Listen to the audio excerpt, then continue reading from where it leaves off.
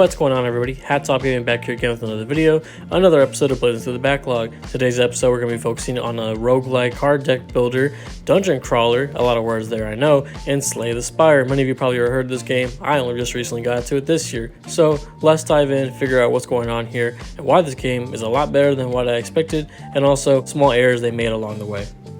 So of course, just like all the other games we've reviewed so far, we're going to go over the 3 main points of any video game, that being the story, the gameplay, and the overall performance. And at the end of the video, we're going to give the game a score out of 10. So first things first, let's talk about the characters in this story. So going from left to right, the first character is Ironclad. He's essentially a warrior class with a high focus in strength and damage. He also has the highest HP, as he doesn't have the best way of defending himself. He's basically an all damage, no defense kind of guy, and he's very easy for beginners. He's the first person you get to play with. After that, win or lose, you unlock the Silent. He's more what you would consider the rogue class. He has a high focus on dexterity and longevity. He does have the lowest HP, but he's great in 1v1 battles against like the scrub enemies that you'll face along the way. He also has pretty good extra draw power. Basically, he gets an extra card when it comes to the cards that you'll be able to pull and what you'll be able to use. Up next, we have the Defect. He's a machine class, I guess you could qualify as, because he's a robot. So essentially, he's a jack of all trades kind of guy, because he has these orbs that hover around him during every battle. They can be used however you like. They can be used as passive damage, passive defense, or they can be used as energy to draw more cards. He has medium HP, and he's probably the character that you're either going to love the most or hate the most, but personally I found him somewhat the easiest to use outside of Ironclad. Last up now we have the Watcher. She doesn't really have a D&D classification, so I just call her the yin yang character. So essentially what she does is she can transition between 2 different stances, an offensive and defensive stance. On the offensive stance, so basically she does double damage, but she also takes double damage, so of course, take that as you will. On defensive stance though, I felt like it was only half as valuable as the offensive one, because the amount of damage that she prevents from taking once in defensive stance really was marginal at best. I really didn't think it was all that useful. But all the same, once you're in one of these stances, you're going to stay in one of them until you either have a card that can put you into the opposite stance or one that puts you back into a neutral stance. She also has lower HP, like the second lowest HP of all the characters, which I found to be really annoying because depending on how the cards shuffle in the deck, I feel like it really puts you at a disadvantage when you're facing certain bosses or just regular enemies. She's really good at comboing cards though, which is basically her specialty, because if you get into the rage mode and you have a bunch of offensive cards, then you basically can annihilate enemies very quickly. But all the same, if you don't have anything to switch you back to a defensive or just to a neutral stance, it kind of screws you over. In regards to story, they keep it pretty light here. Like most of their roguelikes, aside from like games like Hades and so, they don't really put too much effort into putting a story here. And while there is one you can sort of find through item descriptions, looking into the lore of things and so on and so forth, like finding secret rooms and so on, the story doesn't really exist to entertain the player, more so just as a placeholder for why you're doing the things that you are doing. There is a whale demigod type of creature that does give you the mission of ascending the Spire, along with the fact that each of the characters do have their own personal reasons for doing so. But really speaking, the story is more so just the, in the background kind of thing. Now, like I mentioned before, there are secretive layers in Soda about things that are going on in the world, and while I would encourage you to seek that out if you want to, I also just don't think it's a major part of the game as a whole. Moving on over to gameplay now, there's a few different ways that we can dissect this. The first and foremost, of course, is the fact that, like I mentioned earlier, the characters all have their own different forms of playstyles, so they kind of cater to your needs. So once again, this is a dungeon crawler that's based on deck building. So essentially what you're doing, you go room to room, you're going to find different enemies, random encounters such as the one pictured up above, and alongside other things. Of course, every level has a boss battle at the end of it. So essentially every time you clear a room, you get a card. So that card is it's a combination of 3 to 5 cards you can pick from. There's like shops you can find and so on. So basically what you're doing is adding cards to your deck to essentially make the best deck possible so you can get as far as you can. Of course, the cards vary per character, because as different characters have different needs, they're going to get different cards. While there are a few crossover ones, most of the time when you're playing a certain character, the cards you see for them are cards you're only going to see for them because they're specialized and trying to help you. These cards will obviously range from spells to attack to damage to defense and so on. They're really just a combination of everything to try to help you get along the way, and depending on how you want to play, you're going to pick the cards that you want. But of course, you start off with the same deck of cards every single run, corresponding to the character that you picked. So the way combat works in this game is that once you enter a room, you see the enemies in front of you, their health, and then you have to make the decision of what cards you want to use. But of course, when it comes to using the cards, you only have a certain amount of energy to use them. So essentially each card has a number on the top left corner that says how much energy they're going to use. So this being a turn-based combat game, of course, you get the first turn every single time. You drag the attack cards onto the enemy that you want to attack, and you drag the defense cards onto yourself if you want to use them for defense, of course. So once you're out of energy or just decide to end your turn, of course it's now the enemy's turn. So you don't get to see what cards they have, of course, but they're pretty limited in their attacks. Even if it's a boss battle, pretty quickly you're going to figure out what they are and are not capable of, as they have certain movesets essentially. Think of it like a Dark Souls boss essentially, where you know they have certain attack sets and you know they have certain moves they're going to do in certain phases. So it's pretty simple to figure out what you need to do. And like I mentioned earlier, after every combat encounter, you're going to be able to pick 1 of 3 or 5 cards that you can choose to add to your deck, or you can add none at all.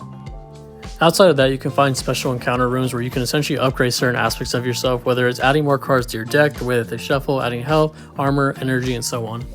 The last major gameplay mechanic basically comes down to the relics that you can find across the world. So you basically always start off with 1, but as time goes on, you can find them, trade them, sell them, and buy them. So essentially with these relics too is they add a passive ability to your run.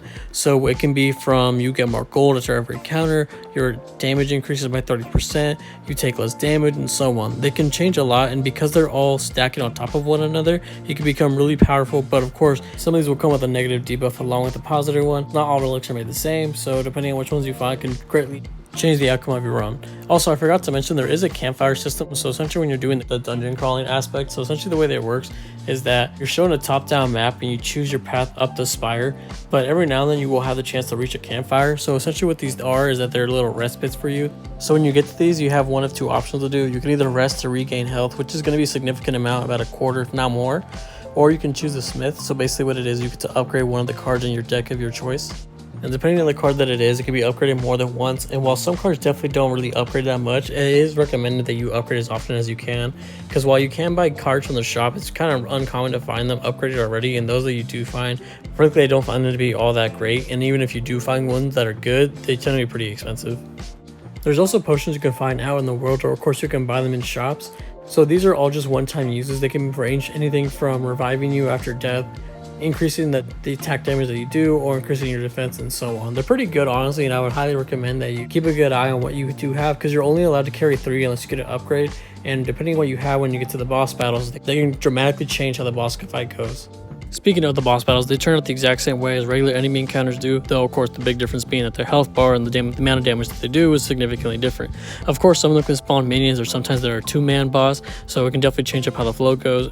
Every level of the Spire has its own variety of boss battles that can switch up between 1 to 3 types, in which the difficulty of them can range wildly. It's actually kind of weird just how different the boss battles can be, because some of them are relatively easy, even regardless of the deck that you have. Other times they can feel almost impossible until you get the right deck, and it's honestly just bewildering as to kind of why the devs did that, because I feel like the RNG mechanics blatantly ruin what you have going on, and it's kind of frustrating too. Now, I'm not going to say which boss, but there's a boss that is 2 bosses, technically speaking, on the 3rd level of the Spire, and honestly that boss is just total BS. Lastly, to touch on performance here, there really isn't a whole lot to say. If you have a PC or a Steam Deck, this is going to run just perfectly fine. Speaking of the Steam Deck, this is probably a top 10 game to download when you're going to be on a road trip or just on a plane or something. Due to just how little battery this thing drains, you can play this thing for hours and you're not going to have any problem.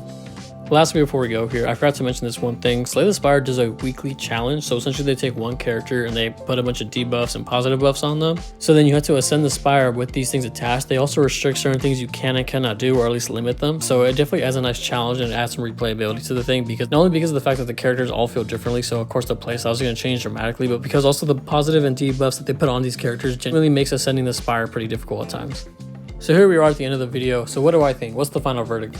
Well, here's my thing. My 2 biggest issues with the game are the fact that the characters feel incredibly unbalanced. I spent twice as long, if not 3 times as long, trying to beat the Spire with just the Watcher by itself.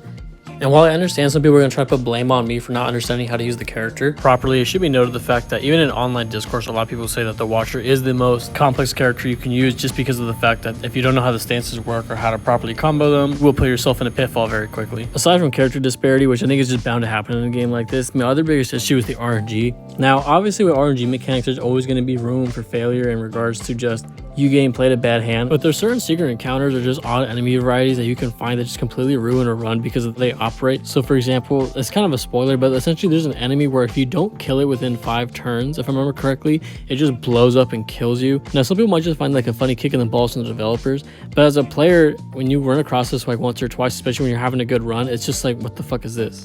But I digress. Like I said, at the end of the day, when it comes to RNG mechanics, there's always going to be room for error, and there's always going to be those people such as myself who complain when things happen because of the fact that like, oh, I didn't do anything wrong, but the game still screwed me. It just kind of comes with the nature of these kind of things. So for a final score, I would give the game a solid 8 out of 10. I really don't mind that there's not any story elements here to be found, at least not any tangible ones, I would say, alongside the fact that I personally found a lot of fun in the RNG mechanics. Generally speaking, I like the relics and how they work, the potions and so on. The enemy variety was cool, and stumbling upon certain enemies, while kind of annoying at times because there wasn't too much variety, it still was fun in the way that how you handled them, along with how the characters interact with each of them. And just to touch on this again once more, I really enjoyed the seamless performance of the game on the Steam Deck. Whether it was using the gamepad or just using the touchscreen, it ran seamlessly. And so there it is, another episode of Blizzing Through the Backlog with Slay the Spire. A great game. Let me know if you guys have played it before. Let me know if you're interested in playing it now. I highly recommend it to all of you if you're into RNG mechanics at all, dungeon crawlers, card-based games, and so on, or anyone who just owns a Steam Deck in general. I think it's a great game to pick up on this. It's easy, fun, and a hell of a time. Let me know what your thoughts are down in the comments below, and I'll see you all next time. Peace.